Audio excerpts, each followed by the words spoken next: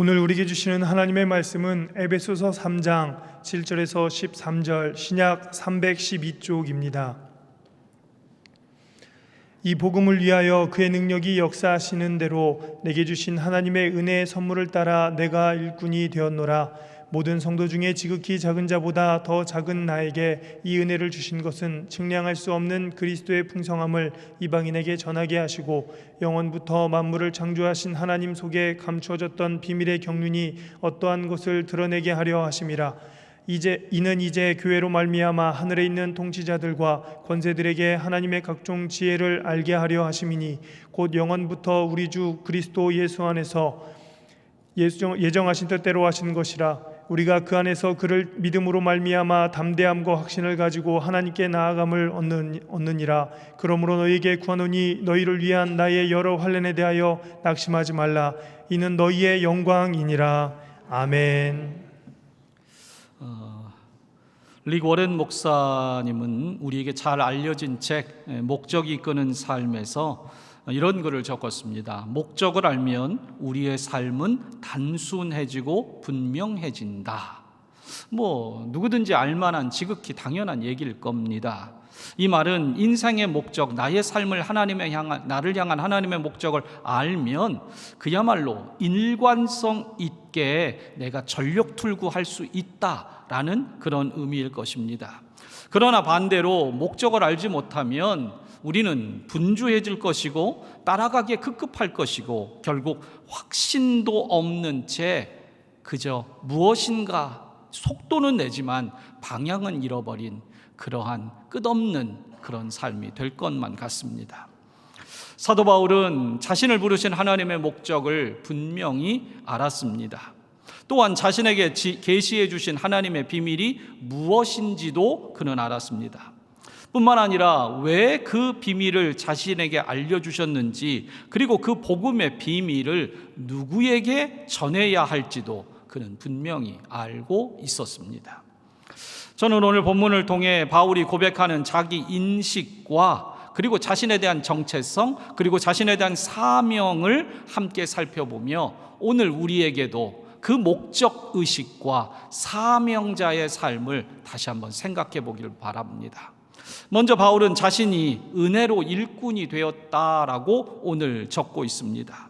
7절을 보면 이 복음을 위하여 그의 능력이 역사하시는 대로 내게 주신 하나님의 은혜의 선물을 따라 내가 일꾼이 되었노라 말합니다.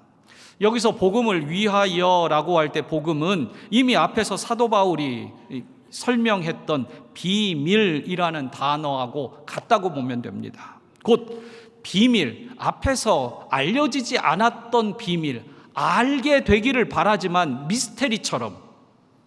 미스테리처럼 이거는 누구든지 알게 되기를 바라지만 알려지지 않은 그 비밀은 곧 복음이라고 다시 설명을 이어가는 겁니다.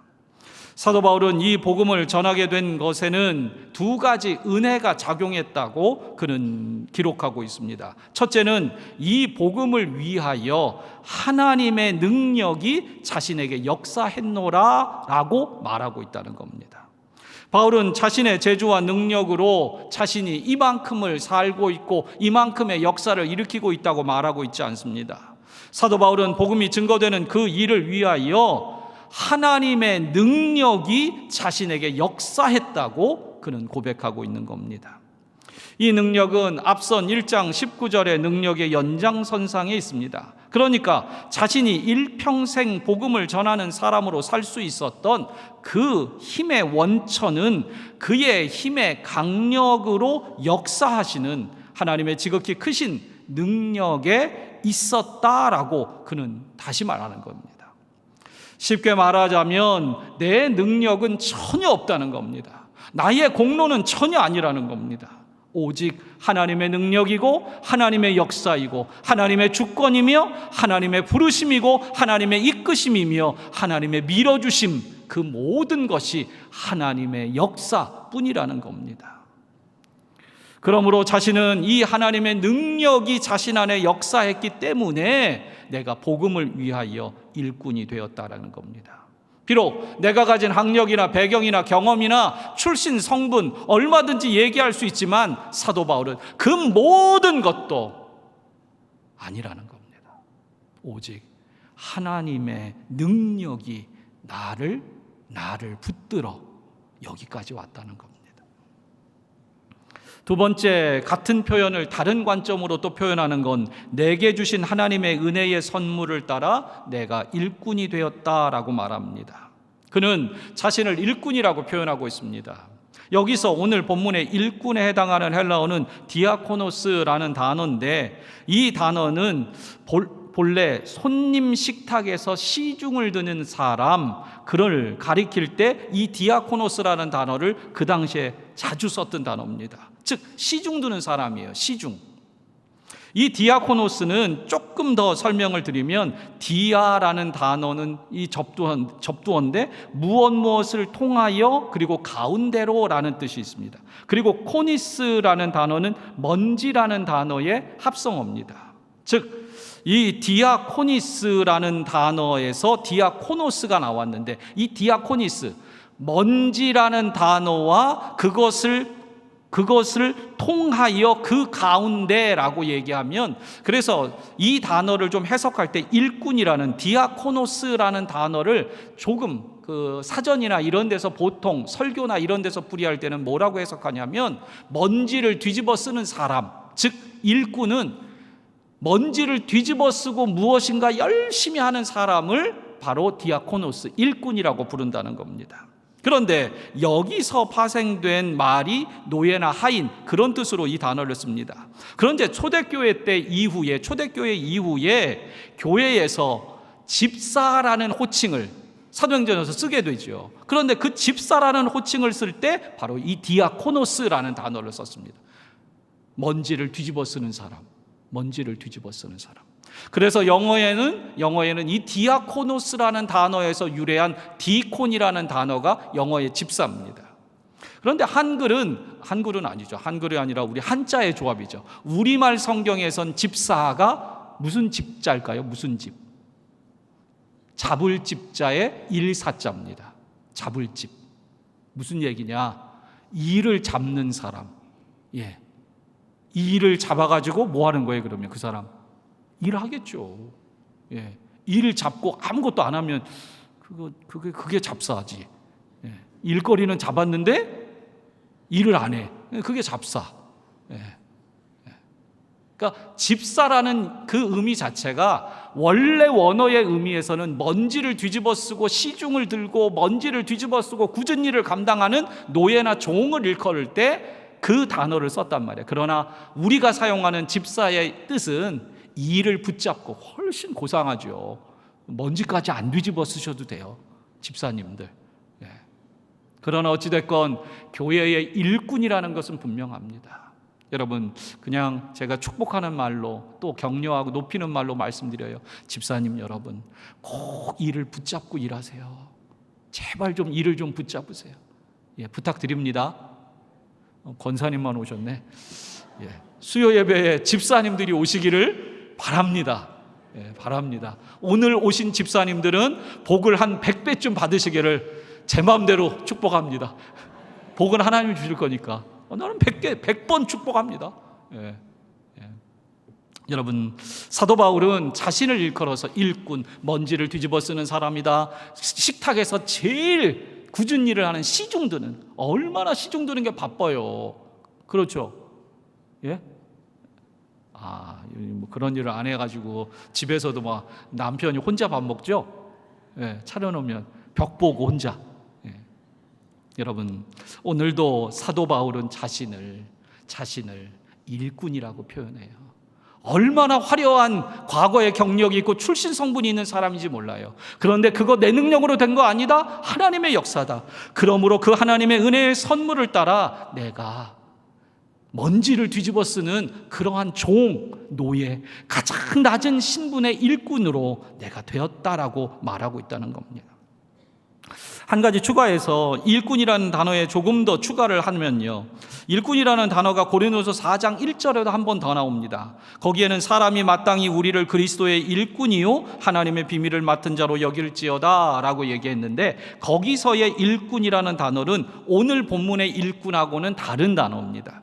거기에 일꾼은 히포테레테스라는 단어인데, 이 단어는 더 심각한 일꾼의 단어예요. 이것은, 이 단어의 의미는 배 아래서 노를 젓는 노예를 지칭할 때 이 히포크레테스라는 단어를 썼어요. 여러분, 그 당시에 배 맨 밑에서요, 노를 젓는 노예는요, 대부분 종신형을 받아서 더 이상 어떤 것도 못하는 사람. 그래서 전쟁에 나갈 때 고개도 못 드는 거예요. 그냥 노만 젓는 거예요. 그러다가 죽는 거예요. 그런 일들을 하는 사람, 그 사람들을 뭐라고 불렀냐? 휘포테레테스라고 불렀고, 사도 바울은 나는 그리스도라는 이 교회라는 이 배에, 그리스도의 하나님의 교회의 가장 밑바닥에서, 햇빛도 보이지 않는 곳, 누구도 알아주지 않는 곳에서 정말 죽도록 노만 젓는 그러한 가장 낮은 노예, 그러한 일꾼 같은 사람이다 라고 스스로를 말했다는 겁니다. 어떤 단어가 되었든 사도 바울은 자신이 일꾼이기는 하지만 다른 어떤 일꾼들보다도 훨씬 낮은 사람이라고 스스로를 지칭해서 말하고 있다는 겁니다. 정리하면, 하나님의 은혜가 내 속에서 역사하는 능력이 되었고, 그 결과 자신이 정말 하나님의 은혜의 선물을 따라서, 은사들을 따라서 내가 일꾼이 되었는데, 이것은 내 능력이 아니라 전적인 은혜라는 거예요. 하나님의 능력이라는 겁니다. 그래서 그는 8절 상반절에 다시 말해요. 모든 성도 중에서 지극히 작은 자보다 더 작은 나에게 이 은혜를 주셨다라고 말입니다. 여러분, 지극히 작은 자보다 더 작다고 스스로를 낮춥니다. 이것은 자신을 비하하는 것도 아니고 사도 바울이 겸손한 체를 하는 것도 아닙니다. 자신이 실제로 그렇게 느끼고 있고, 그렇게 살고자 다짐하고 있고, 그리고 자신이 높아지려고 할 때마다 이 말들로 자신을 더 낮추는 그 겸손함, 아니 그것이 신앙인의 본질이라고 우리에게 가르쳐 주는 것만 같아요. 사랑하는 성도 여러분, 오늘도 나를 택해 주신 하나님의 은혜를 우리 감사합시다. 여러분, 물론 우리 중에 잘나고 그리고 잘하고 얼마든지 좋은 조건들 때문에 많이 쓰임받는 사람들이 있을 겁니다. 그러나 바울만큼 그렇게 쓰임받은 사람이 있겠습니까? 그런데도 불구하고 사도 바울은 나는 가장 낮은 일꾼이다, 배 밑창에서 노나젓는 일꾼이다 라고까지, 지극히 성도 중에 지극히 작은 성도 중에서도 더 작다. 저는 원래 작아서 감사해요. 저는 그냥 작어. 그런데 어디 가서 제가 지극히 작은 사람입니다 이렇게 얘기하는 거는 싫어. 그런데 사도 바울도 키가 좀 작았죠? 맞죠, 목사님? 우리 목사님 180이 넘어요. 제가 일부러 물어본 거야. 큰 사람한테 물어봐야지. 180이 넘어. 지극히 작은 사람, 그런데도 하나님이 우리를 불러 쓰신다는 거예요. 사랑하는 성도 여러분, 오늘도 나의 나 되는 것은 오로지 주님의 뭐예요? 은혜예요. 주님의 은혜. 여러분, 오늘도 나를 불러주신 하나님의 은혜에 감사합시다. 여러분들을 통해서 하나님은 일하시기를 기뻐하십니다. 두 번째로 사도 바울은 자신을 부르신 이유를 분명히 알았습니다. 8절 이해합니다. 사도 바울은 지극히 작은 자보다 더 작은 자신에게 은혜를 주시고 그 능력으로 역사하셔서 일꾼을 삼으신 이유를 오늘 8절 이하의 12절까지 해서 세 가지로 짚어서 그는 설명을 합니다. 첫째는 측량할 수 없는 그리스도의 풍성을 이방인에게 전하기 위함이다라고 8절에 말합니다. 즉 자신이 일꾼이 된 것은 이방인에게 복음을 전하기 위함이라는 겁니다. 그리고 전하는 그 복음은 측량할 수 없는 그리스도의 풍성입니다. 여러분, 그리스도 안에서 누리는 풍성은 그야말로 측량 불가입니다. 사도 바울은 이미 1, 2장에서 신령한 복에 대해서 얘기를 했습니다. 2장에서는 하나님과 화해되고 사람들 간의 화해에 대해서 또 얘기했고요.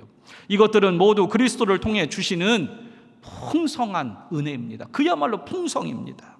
그러나 1, 2장의 내용으로만 끝나는 풍성이 아닙니다.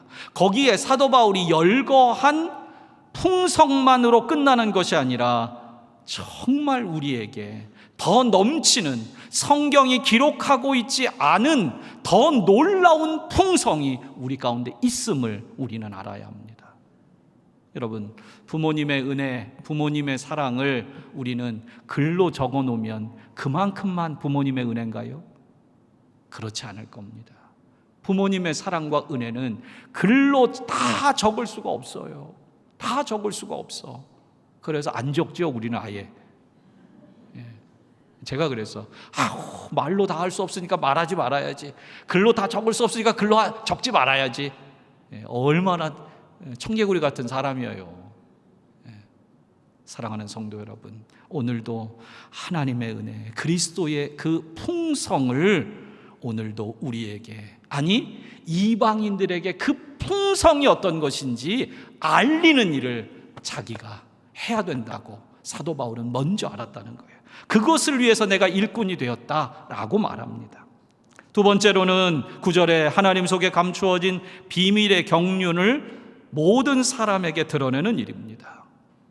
한글 성경에는 누구에게 이 비밀을 드러내는지 대상이 사실은 9절에 나와 있지 않아요. 한글 성경에는, 한글 성경 9절에는. 그러나 원문에는 그 대상이 나와 있는데 판타스라는 헬라어 하나가 있는데 이게 한글 성경엔 번역이 안 됐어요. 이 판타스라는 건 다른 번역 성경에는 만민에게라고 번역이 됐고요. 어디에서는 모든 사람에게라고도 번역이 됐어요. 즉 이 본문 9절을 통해서 사도 바울이 고백하는 것은 하나님의 속에 감추어진 비밀의 경륜을 나만 알고 있을 수 없고 나 말고 내가 안 그 하나님의 비밀을 모든 사람을 위하여 전하기 위해 하나님이 나를 일꾼 삼으셨다는 겁니다.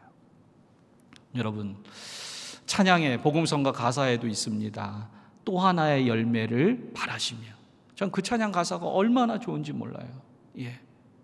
주께서 택하셨어요, 여러분을. 그런데 그 마지막 찬양의 가사가 주께서 택하셨네, 또 하나의 열매를 바라시며.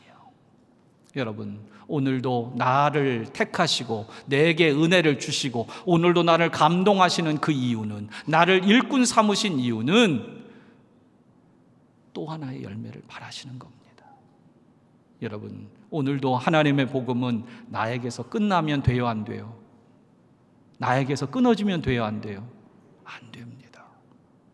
우리는 사실 이 부담이 참으로 커요. 제가 목회를 하면서 참 말할 때마다 부담이 되는 한 가지 표현이 있는데, 그건 뭐냐면 하면 할수록 부담이에요. 생각할 때도 참 고민하면서 하게 되는 그 표현이 하나 있어요. 대상들, 어떤 대상에게 이 말을 하기가 참 어려워요. 제가 홀로 신앙생활 참 잘하고 계신 신앙인들, 뭐 남자분, 남자 성도건 여성이건 누구든 관계없어요. 가족들 전도하세요. 이 말하는 게 정말 힘들어요. 저는. 여러분도 듣기 힘들죠? 저는 이 말하기가 너무 힘들어요. 정말 혼자서 고군분투하며 믿는 걸 제가 알아요. 정말 두드려 맞으면서도 신앙생활 정말 해온 걸 알아요. 그런데 그분한테 또 가서 가족 전도하라고 이 말하기가 너무너무 부담이 돼요, 제가. 그러면 해야 돼요, 말아야 돼요? 정확하게 대답하셔야 돼요. 나중에 그 말 듣고 상처받아가지고 목사님 나 혼자도 힘든데 또 전도하라고 그래? 남편 또 전도하라고 그래? 정확히 얘기하세요. 해요 말아요? 그러면 세 번째, 해요 말아요? 가끔 해요? 어떻게 해요? 제가 3번까지 줬어. 1번 해, 2번 말아요, 3번 가끔 해요. 뭐예요 이거 지금? 제가 적절히 알아서 할게요. 감동 주시는 대로 할게. 그러나 그 마음만큼은 좀 알아주시기 바래요. 목사는 여러분이 이 자리에 나올 때까지 얼마나 힘들었을지 그 생각하면 마음이 정말 죄송해요. 전 아버님 목사님이시잖아요. 예, 그럼 어머니는 사모님. 어머니 사모님, 뭐 어머님이 뭐 딴 거겠어요? 예. 모태신앙으로 그렇게 자랐잖아요. 뭐 비록 중간에 아버님이 40살 넘어서 신학교를 가셨지요. 예. 그 이후에는 한동안 고생을 좀 했어요, 저도. 예. 예. 뭐 여러분들만큼은 안 했어. 예. 여러분들만큼은 안 했어도 그래도 조금 했지. 예. 그런데 그 모든 과정을 지나온 걸 보면 한 사람이 이 자리에 나와 앉아 있는다는 게 얼마나 많은 절절한 사연들이 있을까 이 생각을 하게 돼요. 여러분, 그러나 우리 꼭 전합시다. 왜요? 꼭 자녀들에게, 믿지 않는 배우자에게, 아직까지 신앙을 갖지 못한 가족들, 부모님, 친지들에게 정말 우리 마지막 죽을 때라도 꼭 예수 믿었으면 좋겠어. 꼭 예수 믿어. 내가 죽더라도 예수 믿어. 이 말 남겼으면 좋겠어요. 사랑하는 성도 여러분, 사도 바울의 심정은 그 마음이에요. 이 그리스도의 풍성, 이 비밀의 경륜을 내가 모든 사람에게, 특별히 이방인들에게. 왜요? 이방인들에게는 사도들이, 예루살렘의 유대인 사도들이 가질 않아요. 안 가요. 그런데 사도 바울에게는 너는 이방인을 위한 사도야 말씀했거든요. 여러분, 많은 교회들이 선교합니다. 많은 교회들이 봉사도 하고요. 그러나 저는 우리 교회가 감당해야 될 몫이 있다고 저는 믿습니다. 여러분, 물론 다른 교회도 합니다. 그러나 우리 교회가 감당해야 될 몫은 우리가 해야 된다고 믿어요. 그러므로 여러분, 앞으로 선교 바자회도 있고요. 그리고 우리 청년들 올해는 이제 뭐 아울리치나 이런 거 안 갔지만 내년에 또 준비하고 있을 거예요. 여러분, 그 선교하는 일에 나만 믿는 것이 아니라 온 땅에 모든 사람에게 복음을 전하기 위해 내게 은혜를 주셨다는 거, 이거 잊지 말고 우리 더 감당해내는 저와 여러분 되기를 바랍니다. 그리고 세 번째로는 이제 중요한 얘기인데, 이 에베소서의 중요한 주제인 교회와 관련해서 사도 바울이 이제 얘기해요. 세 번째는 교회의 권세를 알게 하기 위해 자기가 일꾼이 되었다고 얘기해요. 옥하는 목사님은 에베소서 강해에서 오늘날에는 주님께서 사도와 선지자를 내세워 복음을 전하는 것이 아니라 교회를 통해 그 일을 하신다라고 옥하는 목사님은 그 강해에서 적고 있어요. 굉장히 중요한 단어입니다. 우리는 이미 알고 있는 표현이에요. 알고 있는 표현이에요. 하지만 이 말이 갖고 있는 건, 풀어서 얘기하면 하나님은 능력 있는 개인이 아니라 연약한 사람들이 모인 그리스도의 몸된 교회. 수식어가 좀 많아.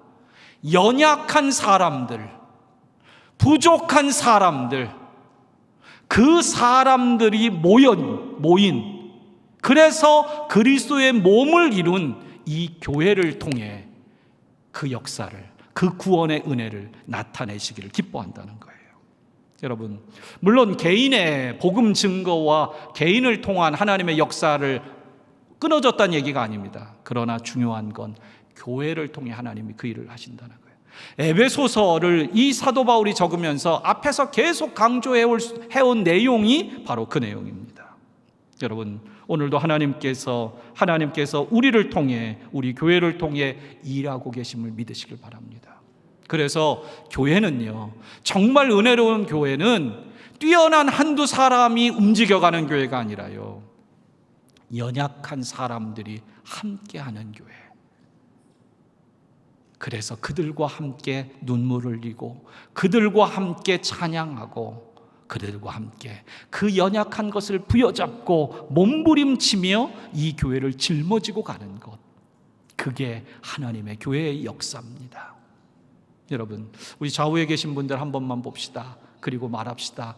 나는 집사님이, 권사님이 하여튼 직분 부르면서 반말하면 안 되고, 나는 아무개 집사님이, 권사님이 계셔서 교회 다닐 맛이 나요.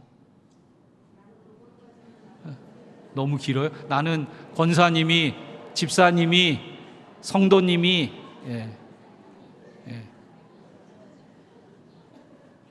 그냥 손만 쓰다듬어 주고 뭐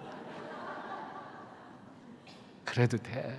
그래도 마음 통하는데 뭐. 여러분, 오늘도 우리가 교회입니다. 교회는 이 하나님의 비밀을 전하는 거예요. 이 하나님의 비밀을. 8절에는 이방인들에게, 9절에서는 모든 사람들에게, 그리고 10절에는 심지어 하늘에 있는 통치자들과 권세들에게도 이 교회를 통해 그 하나님의 복음이 전해진다고 말하고 있어요. 사실 10절에 하늘에 있는 통치자들과 권세들에게도 전해진다는 표현은 다른 개인에게는 써본 적이 없는 표현이에요. 그런데 교회는 음부의 권세, 사탄이 결집해 있는 그 또아리를 들고 있는 그 음부의 권세에도 하나님의 복음을 능히 전할 수 있다는 거예요. 교회는. 여러분, 이러한 일을 감당하는 것은 능력 있는 한 사람이 아니라 우리 모두 곧 교회에게 주신 권세임을 우리는 잊지 말아야 합니다. 하나님은 은혜와 긍휼을 통해서 예수 그리스도를 이 땅에 보내시고 십자가에 죽게 하심으로 말미암아 구원 얻은 죄인들을 가지고 교회를 세우셨습니다. 그런데 하나님께서 하시는 이 일을 그 어떤 천사람에게도 이해할 수 없는 그런 일이라고 분명히 오늘 사도 바울은 밝힙니다. 그리고 이 모든 이렇게 행하는 일들은 어떻게 하나님은 연약한 사람들이 모인 교회를 통해 부족하고 그리고 흠집투성이인 허점투성이이고 부정함 가득한 이 교회라는 공동체를 통해 완전한 구원을 주시기를 기뻐할까? 저도 이게 의문이에요. 10년, 20년 믿으면 좀 선해지고 바뀌면 좋겠어요. 그런데 안 바뀌더라고요. 그런데 하나님은 그 안 바뀐 사람을 통해서 이 교회를, 이 하나님의 구원의 복음을 전하고 계시다는 거예요. 이게 이해가 안 돼요. 이해가 안 되면 제가 그만둬야 돼요? 제가 바뀌어야지. 하나님은 완전한 사람, 능력 있는 사람을 통해 일하시지 않는구나. 실수투성이, 허점투성이, 그리고 늘 연약하고 넘어지는 사람, 주일날은 쭉 했다가 화요일날쯤 되면 나 이제부터 교회 안 나가, 나 교사 그만둘 거야, 이러고 있는 사람, 그 사람을 통해서 하나님은 이 교회를 세우셨고 그 사람을 통해서 음부의 권세도 깨뜨릴 만한 이 하나님의 복음을 그들을 통해 나타내신다는 거예요. 여러분, 우리 함께 이 일을 합시다. 그리고 하나님께서 우리를 통해 일하고 계신 걸 우리는 오늘도 기뻐해야 합니다. 여러분, 그러므로 우리는 더 이상 이제 하나님 앞에 나아갈 때 12절에 말하는 대로 우리가 그 안에서 그를 믿음으로 말미암아 담대함과 확신을 가지고 하나님께 나아감을 얻는다 말이에요. 이제 더 이상 무슨 얘기예요? 그를 믿는 믿음이 있기 때문에 우리는 더 이상 주눅들 필요 없어요. 우리 교회가 뭘 하겠어? 우리 목장이 뭘 하겠어? 내가 뭘 하겠어? 맨날 이렇게 넘어지고 자빠지는데 우리 교회가 뭘 되겠어? 아니요. 하나님은 우리에게 오늘도 말씀합니다. 너희는 믿음으로 말미암아 담대해라. 확신을 가지고 이제 하나님께 나아가 구해라. 그렇게 말하는 거예요. 그리고 이제 그는 이야기를 갑자기 13절로 갑자기 전환시킵니다. 지금까지 그는 복음의 은혜가 자기에게 어떻게 나타나서 일꾼이 되었고 그 일꾼이 되어서 자기가 어떤 일들을 하게 하셨는지 그 사명을 얘기했어요.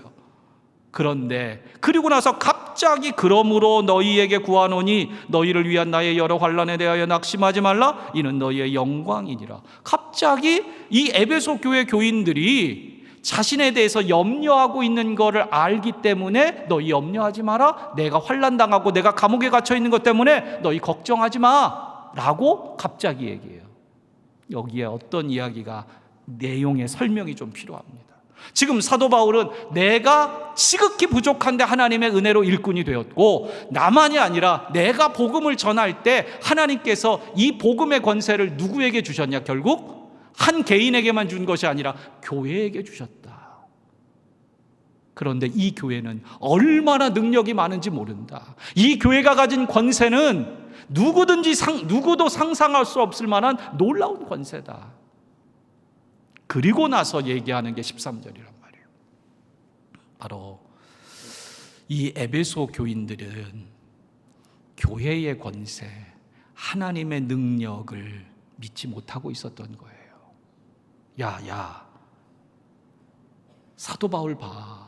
하나님의 사람이라는데 복음 전하다가 형통이 아니라 불행이야. 지금 자꾸 갇혀. 사도 바울 계속 핍박당해. 야, 그거 안 되는 거야. 무슨 사도 바울이 무슨 능력이 있어? 무슨 교회가 무슨 능력이 있어? 봐봐, 안 되잖아. 자꾸 감옥 가잖아. 어쩌면 에베소 교회 교인들은 사도 바울이 감옥에 갇히고 환난을 당하는 것을 보며 그렇게 생각했을지 모른다는 거예요. 그런데 사도 바울은 이 교회의 권세가 어떤지 다시 한번 그들에게 말해주면서 이렇게 말해요. 너희를 위한 나의 여러 환난에 대하여 너희 낙심하지 말아라. 오히려 너희의 영광이 될 거다. 바울은 이 고난은 실패가 아니라 너희의 영광이 될 것이라고 분명히 말하고 있다는 거예요. 여러분, 이게 바울이 가진 복음에 대한 인식이에요. 사도 바울은 나는 감옥에 갇힐 수 있고, 나는 복음을 전하다가 핍박을 당할 수 있고, 두드려 맞을 수도 있고, 거역받을 수도 있고, 나는 얼마든지 핍박을 당할 수 있다. 그러나 내가 뭘 전하고 있었던 사람이에요? 복음 전하고 있는 사람. 내가 정말 말도 안 되는 사기꾼으로 이상한 물건 팔다가 지금 핍박당하는 게 아니야. 예수 그리스도 천지의 주제이신 그 이름을 증거하고 생명의 그리스도의 풍성을 전하다가 난 핍박당하는 거야. 그렇다면 이 환난조차도 너희를 위한 환난이 될 거야. 그리고 보아라, 반드시 내 고통과 환난과 역경이 너희에겐 영광이 될 거다. 사랑하는 성도 여러분, 오늘도 우리는 환난과 고난을 왜 당하는지 이걸 잊으면 안 됩니다. 여러분, 예수 믿는 것 때문에 핍박당하는 건 우리에게 영광이 될 겁니다. 하지만 예수 믿는다는 이유로 오히려 사람들에게 손가락질이 된다면, 저러고도 예수 믿는 사람이야? 라고 듣는다면 그건 핍박이 아닐 수 있어요. 그건 오히려 복음이 땅바닥에 떨어지는 거예요. 사랑하는 성도 여러분, 오늘도 우리는 교회가 어떤 교회인지 잊지 말아야 됩니다. 오늘도 하나님께서 우리에게 주신 마음은 낙심하지 않는 겁니다. 여러분, 우리가 교회가 어떤 교회인지 한다면, 우리에게 나타난 하나님의 복음의 능력의 역사가 어떤 것인지 안다면, 우리가 어떤 환난을 통해서도 하나님은 영광되게 하실 줄 믿어야 합니다. 그러므로 우리는 여러 환난이 우리에게 온다 할지라도 낙심하지 말아야 한다는 겁니다. 말씀을 맺겠습니다. 성경에서 제가 좋아하는 하나님께서 주시는 여러 말씀들, 표현들 중에 두려워하지 말라, 이 표현을 저는 참 좋아합니다. 뭐 물론 다른 표현도 좋아요. 평안할지어다 이것도 좋고요. 형통할지어다 이 표현도 좋아요. 그런데 두려워하지 말라, 이 표현은 성경 곳곳에 나옵니다. 성경 곳곳에 나와요. 찾아보니까 두려워하지 말라라는 표현이 제일 먼저 처음으로 등장하는 데는 창세기 21장에 나와요. 하갈의 사건에서 그가 쫓겨가던 장면에서 나오는데, 오늘은 그 얘기를 할 게 아니고 그 얘기는 나중에 제가 할 거고, 중요한 건 두려워하지 말라는 이 하나님의 말씀은 어느 때 올까요? 평안할 때 주실까요? 위기와 어려움 가운데 환난에 닥쳤을 때 하나님이 그 말을 주실까요? 당연히 환난과 위기의 때에, 내가 도저히 무엇인가 하나님의 뜻인 줄 알지만 감당하기 어려워하는 그때. 여러분, 우리가 참 겁이 많은 게요, 하나님의 뜻인 줄 아는데도 우리가 못할 때가 많아. 저는 고소공포증이 있어요. 높은 데 못 올라가요. 그러니까 사다리 타라고 그러지 마요. 그래서 요즘에는 관광지 같은 데 가보면 이렇게 높이 올라가고, 또 바닥이 뭐야 투명하게 유리로 돼 있는 그런 데들이 많아요. 저는 안 가요, 그런데. 천국 가면 어차피 날아갈 거 아니야. 그때 볼게. 그런데 여러분, 제가 왜 두려울까요? 거기 걸어도 안 깨진다는 거 제가 알아요. 아무 문제 없다는 거 알아요. 제가 걸어갔다 와도 아무 일 없을 건 줄 알아요. 그런데 두려워. 여러분, 오늘도 우리는 세상이 두려워요. 하나님 말씀으로 이길 수 있다는 걸 알고 믿는데 두려워요. 그런데 주님은 그런 우리에게, 이 못난 놈 그렇게 말하지 않고 두려워하지 말라, 말씀해 주세요. 두려워하지 말라. 헨리 나우에는 그의 책 생명의 징표들에서 이렇게 말합니다. 두려워하지 말라는 말씀은 전적으로 새로운 존재 방식, 사랑의 집, 주님의 집의 존재 방식을 선언하고 있는 소리이다. 좀 어려운 표현이고 그 책에서는 좀 설명이 나가지만 다른 얘기 아니에요. 두려워하지 말라는 이 하나님의 말씀을 들으면 우리의 존재 방식이 완전히 바뀐다는 거예요. 두려움 가운데 휩싸였던 우리들의 삶의 방식이 이제 하나님의 방식으로 우리가 변화될 수 있다는 얘기예요. 그리고 그 안에서 우리가 새롭게 그 소리를 따라 담대함으로 갈 수 있다는 얘기예요. 여러분, 오늘도 주님께서 우리에게 오늘의 환난과 핍박과 불행으로 인해 낙심하지 말라고, 두려워하지 말라고 오늘도 말씀하십니다. 성도 여러분, 하나님께서 우리를 부르셨어요. 하나님이 불렀기 때문에 우리는 낙심하면 안 돼요. 그리고 나는 연약하지만 하나님의 교회는, 우리 목장은, 우리 찬양대는, 우리 교회 부서는 강해요. 왜냐? 하나님께서 그렇게 택하셨기 때문에. 사랑하는 성도 여러분, 오늘 우리는 함께 이 교회의 믿음의 행진을 해야 합니다. 그 뜻으로 감당하고 그렇게 행하는 우리가 되기를 바랍니다.